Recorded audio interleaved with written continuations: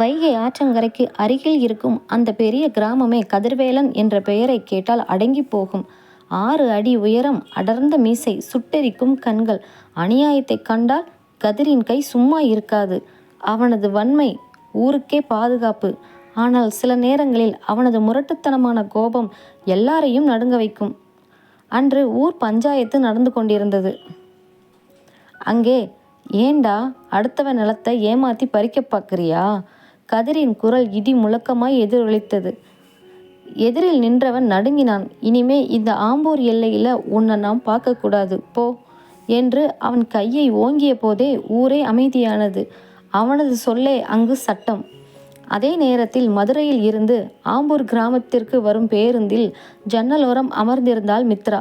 சென்னையில் படித்து முடித்துவிட்டு தன் தாத்தாவின் ஆசைக்காக கிராமத்து அரசு பள்ளியில் தற்காலிக ஆசிரியையாக சேர வருகிறாள். அவள் மென்மையானவள், ஆனால் பயந்தவள் அல்ல. சட்டம், பெண் உரிமை, சுயமரியாதை என தெளிவான சிந்தனை கொண்டவள். அவளது அழகு, கண்ணியமான உடையும் நெற்றியில் வைத்த சின்ன பொட்டும் அவளது பெண்மைக்கு இலக்கணம் வகுத்தன.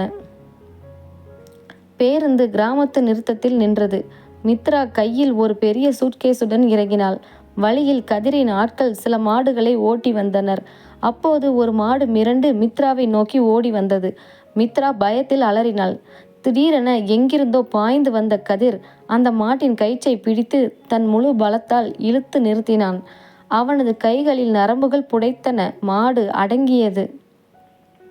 மித்ரா பயத்தில் மூச்சிறைக்க நின்று கொண்டிருந்தாள். கதிர் அவளை நிமிர்ந்து பார்த்தான். ஜீன்ஸ் மற்றும் குர்தி அணிந்திருந்த அவளை பார்த்ததும் அவனுக்கு பிடிக்கவில்லை. பயப்பட தெரிஞ்சவ எதுக்குடி டவுன்ல இருந்து இங்கே வர்ற? பார்த்து நடக்க தெரியாதா என்று கதிர் அதட்டினான். மித்ராவுக்கு தூக்கி வாரி போட்டது. பயம் மறைந்து கோபம் வந்தது. என்னது, எதுக்கு டீயா? முதல்ல எப்படி பேசணும்னு கற்றுக்கோங்க. மாட்டை ஒழுங்கா மேய்க்க தெரியாமல் ஏன் மேலே கோபப்படுறீங்களா என்று எதிர்த்து பேசினாள். ஊரே ஸ்தம்பித்தது. கதிர்வேலனை எதிர்த்து இந்த ஊரில் ஒரு பறவை கூட சத்தம் போட்டது இல்லை. கதிரின் கண்கள் சிவந்தன. யார் மேலே தப்புன்னு எனக்கு தெரியும். வாயை மூடிட்டு உன் வழியை பார்த்துட்டு போ, இல்லை என்று கதிர் எச்சரித்தான். இல்லைனா என்ன பண்ணுவீங்க? அடிக்க வருவீங்களா? இது சட்டம் இருக்கிற நாடு மிஸ்டர் என்று மித்ரா தன் சுட்டு விரலை நீட்டி பேசினாள். கதிர் அவளது விரலை தட்டிவிட்டு, இந்த ஊரில் கதிர்வேலன் சொல்கிறது தான் சட்டம். உன் டவுன் புத்தியை இங்கே காட்டாத என்று சொல்லிவிட்டு விறுவிறுவென நடந்து சென்றான். மித்ரா கோபத்துடன் தன் தாத்தா வீட்டை நோக்கி நடந்தாள். அன்று மாலை மித்ராவின் தாத்தா மாரடைப்பால் திடீரென இறந்து போனார். ஆதரவில்லாமல் தவிக்கும் மித்ராவுக்கு அந்த ஊரில் யாரும் உதவ முன்வரவில்லை. காரணம், கதிரின் கோபத்திற்கு ஆளாக நேரிடும் என்ற பயத்தால். ஆனால் கதிரின் தாய் சொர்ணாம்பாள் ஒரு தர்ம சிந்தனை கொண்டவள். மித்ராவின் தாத்தா குடும்பம் தங்களுக்கு செய்த உதவியை நினைத்து மித்ராவை தங்கள் வீட்டிற்கே அழைத்து வர முடிவு செய்தார். கதிர் வீட்டிற்குள் நுழையும் போது அங்கே மித்ரா அழுது கொண்டே அமர்ந்திருப்பதை பார்த்தான். அவளை கண்டதும் கண்களில் கோபம் தெரிந்தது. அம்மா, இவ எதுக்கு நம்ம வீட்டில் இருக்கிறா என்று கத்தினான். கதிர், அவங்க தாத்தா இல்லாம அவ அனாதையா நிற்கிறாடா. இனி இவ நம்ம வீட்டு பொண்ணு. நீ அவளை பத்திரமா பார்த்துக்கணும் என்றாள் தாய். கதிரும் மித்ராவும் ஒருவரை ஒருவர் முறைத்து பார்த்து கொண்டிருந்தனர். ஒருபுறம் அடக்க நினைக்கும் முரட்டுத்தனமான வன்மை, மறுபுறம் பணிய மறுக்கும் கம்பீரமான பெண்மை. இந்த 2 துருவங்களும் ஒரே கூரையின் கீழ் வாழத் தொடங்கினால் என்னாகும்? வாங்க பார்க்கலாம். மித்ரா கதிரின் வீட்டிற்குள் நுழைந்த அந்த முதல் இரவே அவர்களுக்குள் ஒரு யுத்த களம் உருவானது. தன் தாயின் சொல்லுக்கு கட்டுப்பட்டு அவளை வீட்டிற்குள் அனுமதித்தாலும் கதிரால் அவளது வருகையை ஏற்றுக்கொள்ள முடியவில்லை. மறுநாள் காலை மித்ரா பள்ளிக்கு கிளம்ப தயாரானாள். அவளது மாடன் உடையும் தலையை அவிழ்த்து விட்டிருந்த தோற்றமும் கதிரின் கண்ணை உறுத்தியது. எங்க கிளம்பிட்ட? வாசலில் நின்றபடி கதிர் அதிகார குரலில் கேட்டான். நான் வேலைக்கு கிளம்புறேன். தாத்தா ஆசைப்பட்ட மாதிரி இங்கே இருக்கிற அரசு பள்ளியில் இன்னைக்கு நான் ஜாயின் பண்ணணும் என்றாள் மித்ரா நிதானமாக. இந்த குடும்பத்து மானம் பெருசு. எங்கள் வீட்டில் இருக்கிற பொண்ணுங்க யாரும் வெளியே போய் வேலை பார்க்கக்கூடாது. அதுவும் இந்த மாதிரி அரகுற ட்ரெஸ் போட்டுட்டு போகவே கூடாது. என்று கதிர் கத்தினான். மித்ராவுக்கு கோபம் தலைக்கேறியது. முதலாவது, நான் உங்கள் வீட்டு பொண்ணு இல்லை, தற்காலிகமாக தங்கி இருக்கேன். ரெண்டாவது, இது கண்ணியமான சுடிதார், அரைகுறை ட்ரெஸ்ஸு இல்லை. என்னோட சுயமரியாதையையும் என்னோட வேலையையும் யாருக்காகவும் நான் விட்டு தர மாட்டேன் என்று சொல்லிவிட்டு அவன் பதிலை எதிர்பாராமல் விறுவிறுவென கடந்து சென்றாள். தன் பேச்சை மீறி சென்ற மித்ராவை பார்த்து கதிர் ஆத்திரத்தில் கைகளை கடித்தான். என்னை மீறி நீ எப்படி வாழ்கிறாய் என்று பார்க்கிறேன் என்று மனதிற்குள் சபதம் எடுத்தான். பள்ளியில் மித்ராவுக்கு முதல் நாள் நன்றாகவே அமைந்தது. பிள்ளைகளின் வெள்ளந்தியான அன்பு அவளுக்கு பிடித்திருந்தது. ஆனால் மாலை பள்ளி முடிந்து அவள் வீடு திரும்பும்போதுதான் கதிரின் வன்மை என்னவென்று அவளுக்கு புரிந்தது. ஊர் எல்லையில் அவளது ஸ்கூட்டி திடீரென பழுதாகி நின்றது. அந்த பாதையில் ஆள் நடமாட்டமே இல்லை. இருட்டத் தொடங்கிய வேளையில் கதிரின் ஆட்கள் இருவர் அங்கே வந்தனர். என்ன டீச்சர், வண்டி நின்றுடுச்சா? எங்கள் அண்ணன் பேச்சை கேட்டிருந்தா இந்த நிலைமை வந்திருக்காதுல்ல. பேசாமல் வண்டியை காடாவிலே போட்டுட்டு நடந்து போங்க என்று நக்கலாக சிரித்தனர். அவர்கள் கதிரின் ஆட்கள் என்பதால் இது அவனது வேலைதான் என்பதை மித்ரா சட்டென்று புரிந்து கொண்டாள். பயந்து நடுங்குவாள் என்று எதிர்பார்த்த கதிரின் ஆட்களுக்கு ஏமாற்றமே மிஞ்சியது. பரவாயில்ல, நான் நடந்து போய்க்கிறேன். ஆனால் ஒன்று, உங்கள் அண்ணங்கிட்ட போய் சொல்லுங்க, இந்த மாதிரி சின்ன பிள்ளைத்தனமான வேலை பார்த்தாலாம் மித்ரா பயந்துட மாட்டா என்று தைரியமாக சொல்லிவிட்டு வண்டியை தள்ளிக்கொண்டே நடக்க தொடங்கினாள். அவள் வீடு வந்து சேர்ந்தபோது இரவு 8 மணி. கால்கள் கடுக்க நடந்து வந்தவள் வாசலில் கதிர் கையில் ஒரு குச்சியோடு அமர்ந்திருப்பதை பார்த்தாள். என்ன டவுன் டீச்சருக்கு நடந்தே வர்றது எப்படி இருக்கு? இனிமேலாவது அடங்கி நடப்பியா என்று கதிர் கேலியாக கேட்டான். மித்ரா அவன் அருகே வந்தாள். அவளது கண்களில் பயமில்லை, மாறாக ஒரு தீப்பொறி பறந்தது.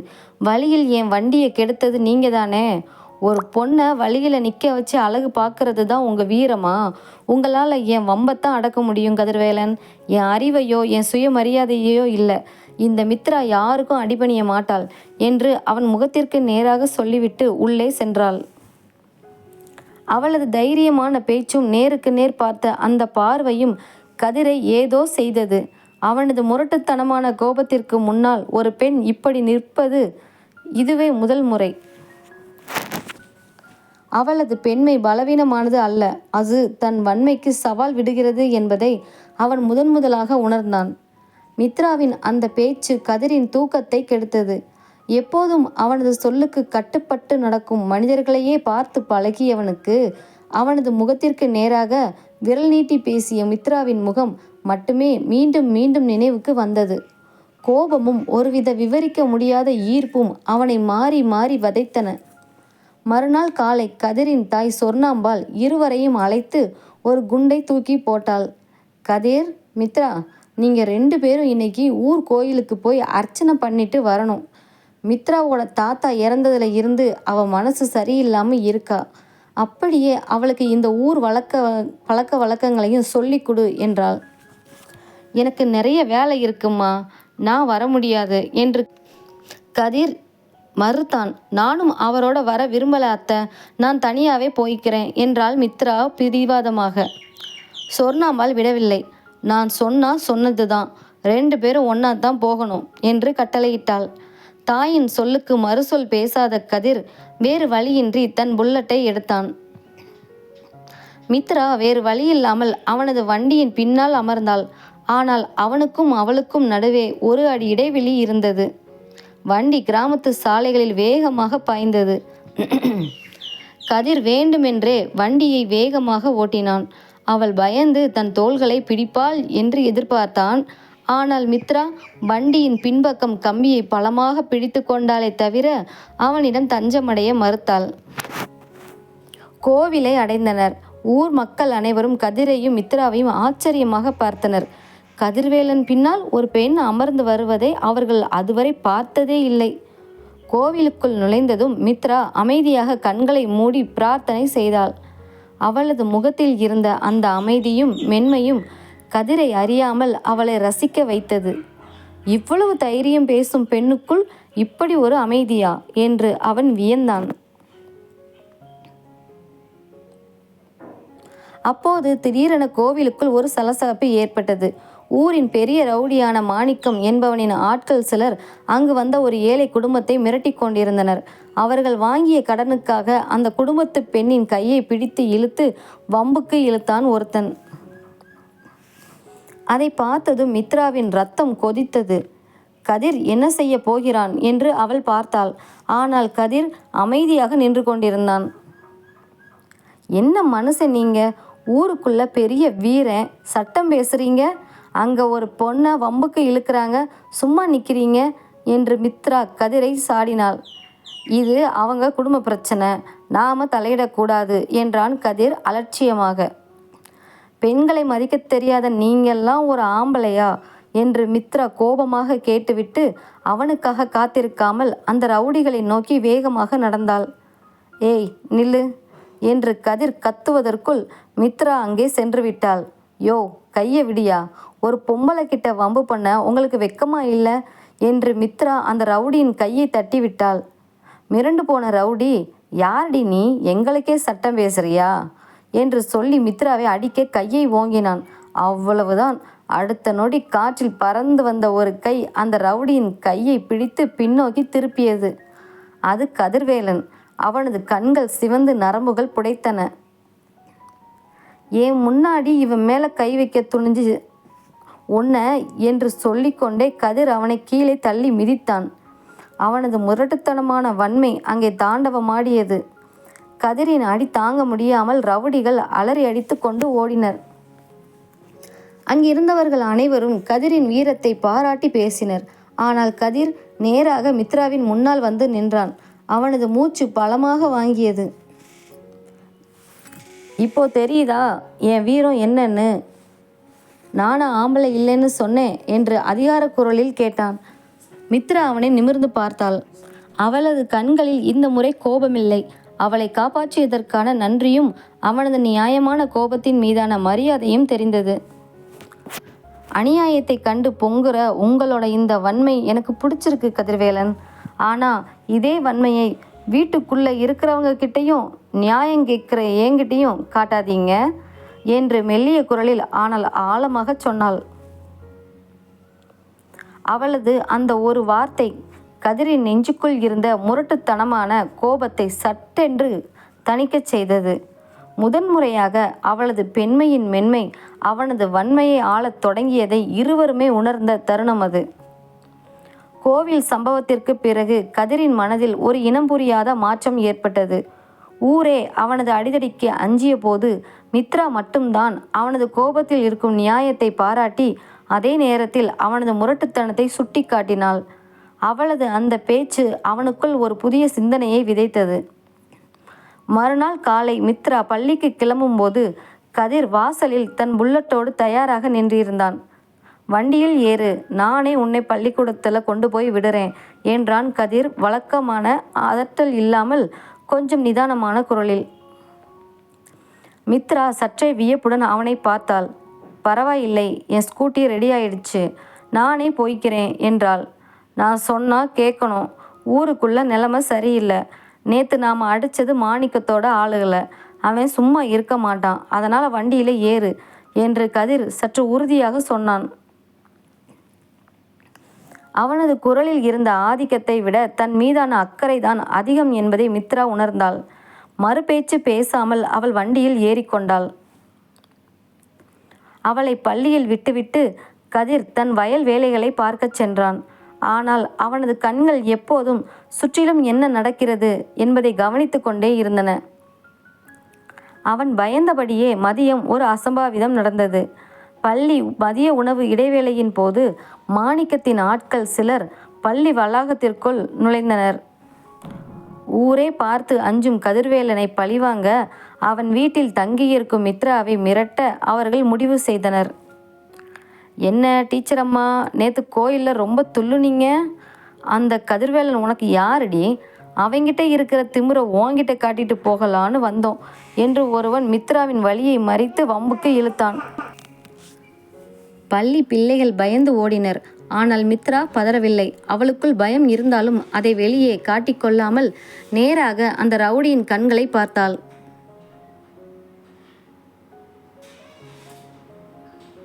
இது பள்ளிக்கூடம். இங்கே வந்து ரவுடிசம் பண்ணாதீங்க. உங்களுக்கு கதிர்வேலன் மேலே கோபம் இருந்தால் அதை அவர்கிட்ட நேருக்கு நேராக போய் காட்டுங்க. அதை விட்டுட்டு ஒரு பொண்ணுக்கிட்ட உங்கள் வீரத்தை காட்ட பார்க்காதீங்க. அது உங்களுக்கே அசிங்கம் என்று தைரியமாக பேசினாள்.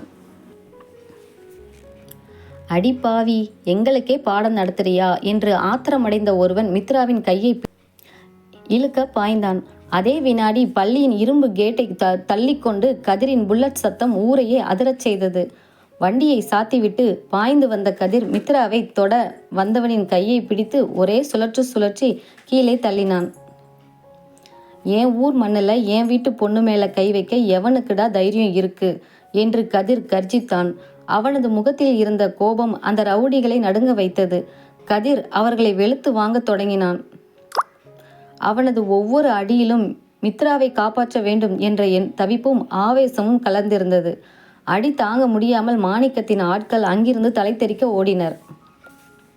அவர்கள் ஓடியதும் கதிர் வேகமாக மித்ராவின் அருகே வந்தான். அவனது கைகளில் காயம் அதிகமாய் இருந்தது. மூச்சு பலமாக வாங்கியது. உனக்கு அறிவு இருக்கா இல்லையா? நான் தான் காலையிலேயே எச்சரிச்சேன்ல, இவங்க கிட்ட எதுக்கு வம்பு பேசுற? உனக்கு ஏதாச்சும் ஆகியிருந்தா என்று கதிர் ஆத்திரத்திலும் பயத்திலும் அவளது தோள்களை பிடித்து உலுக்கி கத்தினான். அவனது கண்களில் அவளை இழந்து விடுவோமோ என்ற உண்மையான பயம் தெரித்தது. மித்ரா அவனது கைகளை தன் மென்மையான கைகளால் மெல்ல தொட்டாள். அவளது தொடுதல் பட்டதும் கதிரின் உடலில் இருந்த முரட்டுத்தனமான வேகம் சட்டென்று அடங்கியது. எனக்கு ஒன்றும் ஆகாது கதிர்.